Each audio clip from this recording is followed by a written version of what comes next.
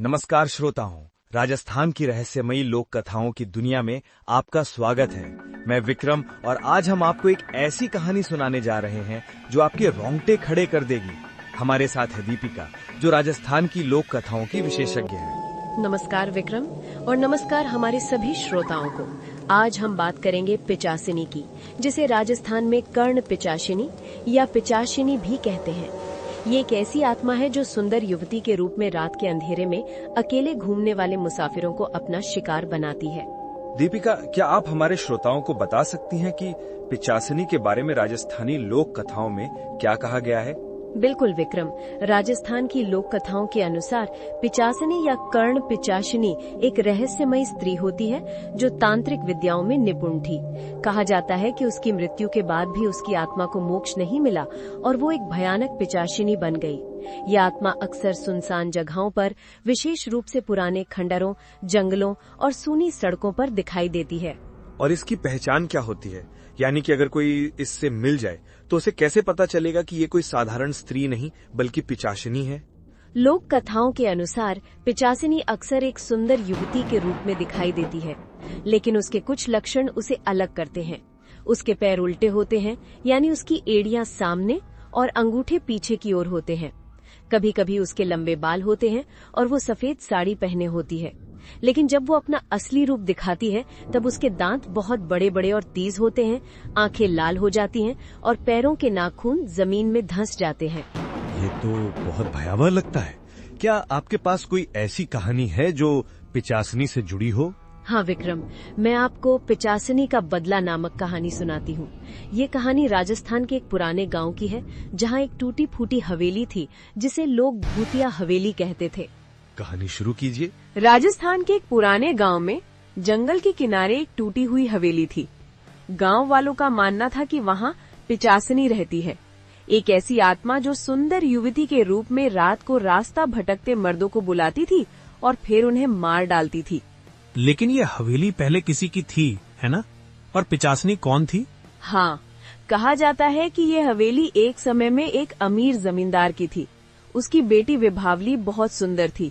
गांव के एक युवक ने उसे धोखा दिया और उसकी मृत्यु हो गई। मरने के बाद भी उसकी आत्मा को शांति नहीं मिली और वो पिचासिनी बन गई। तब से वो उस हवेली में रहती है और उस युवक जैसे दिखने वाले हर आदमी से बदला लेना चाहती है। तो क्या उस हवेली के आसपास कोई घटना हुई थी? हाँ, एक रात की बात है। रवि नाम का एक युवक अपने गांव से शहर जा रहा था। रास्ते में उसे देर हो गई और अंधेरा छा गया। जब वो पुरानी हवेली के पास से गुजर रहा था, उसने देखा एक औरत सफेद साड़ी में लंबे खुले बालों के साथ पेड़ के नीचे खड़ी थी। उसकी आंखें चमक रही थी और वो धीरे से बोली, रुक जाओ, मदद चाहिए। ओह नहीं, रवि को वहाँ से भागना चाहिए था। लेकिन वो नहीं भागा। रवि डरते हुए भी उसके पास गया। औरत ने मुस्कुराते हुए कहा, तुम बहुत नेक हो, अब तुम हमेशा मेरे साथ रहोगे। फिर क्या हुआ? अचानक उसकी मुस्कान दहाड़ में बदल गई। उसकी आंखें लाल हो गईं और पैरों के नाखून जमीन में धंस गए। रवि चीख नहीं सका, बस उसकी परछाई वहीं रह गई, जबकि उसका शरीर गायब हो गया। ये तो बहुत डरावना है। क्या किसी ने देखा कि रवि के साथ क्या हुआ? अगली सुबह गांव के लोगों ने पेड़ के नीचे सिर्फ एक परछाई और एक जली हुई चप्पल पाई। रवि का कहीं पता नहीं था। तब से वो जगह पिचासिनी वाला पेड़ कहलाने लगी, जहाँ रात को किसी औरत की हंसी गूंजती है। ये घटना कब हुई थी? कहते हैं कि ये घटना कई साल पहले हुई थी, लेकिन आज भी अमावस्या की रात में अगर कोई उस पेड़ के पास से गुजरता है तो उसे एक सुंदर महिला दिखाई देती है जो मदद मांगती है, और अगर कोई उसकी मदद करने जाता है तो वो भी रवि की तरह गायब हो जाता है। दीपिका जी, क्या ऐसी और भी कहानियां हैं जो राजस्थान में पिचासिनी से जुड़ी हैं? हाँ, राजस्थान में ऐसी कई कहानियां हैं। कई गांव में अलग अलग नामों से इस तरह की आत्माओं के बारे में कहानियां प्रचलित हैं। कहीं इसे कर्ण पिशाचिनी कहते हैं तो कहीं चुड़ैल या डायन।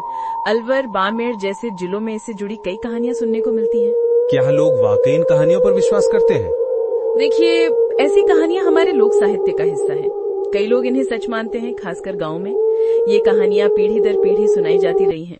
कुछ लोग इन्हें अंधविश्वास मानते हैं, लेकिन ये कहानियां हमारी संस्कृति का महत्वपूर्ण हिस्सा है और हमें सावधानी और सुरक्षा का संदेश भी देती हैं। तो क्या इन कहानियों के पीछे कोई सामाजिक संदेश भी छिपा है? बिल्कुल, इन कहानियों के पीछे कई सामाजिक संदेश छिपे हैं, जैसे रात में अकेले ना निकलना, अनजान लोगों पर भरोसा न करना और कुछ जगहों से दूर रहना। ये कहानियां भय के माध्यम से लोगों को सुरक्षित रहने का संदेश देती हैं। साथ ही ये हमारी लोक संस्कृति का अमूल्य हिस्सा है, जो हमारे Pada suatu malam yang gelap, Rudy memutuskan untuk menjelajahi rumah angker yang terletak di pinggir desa. Rumah itu sudah lama kosong, dengan jendela pecah dan pintu yang hampir runtuh. Sejak kecil, Rudy sering mendengar cerita tentang kejadian aneh di rumah itu, dan malam ini, rasa penasaran menguasainya. बहुत अच्छी सलाह है।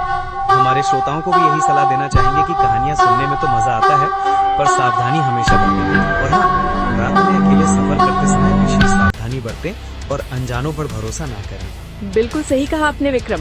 और अगली बार मैं आपको राजस्थान के खोड़ा भूत की कहानी सुनाऊंगी, जो इससे भी अधिक रोमांचक है।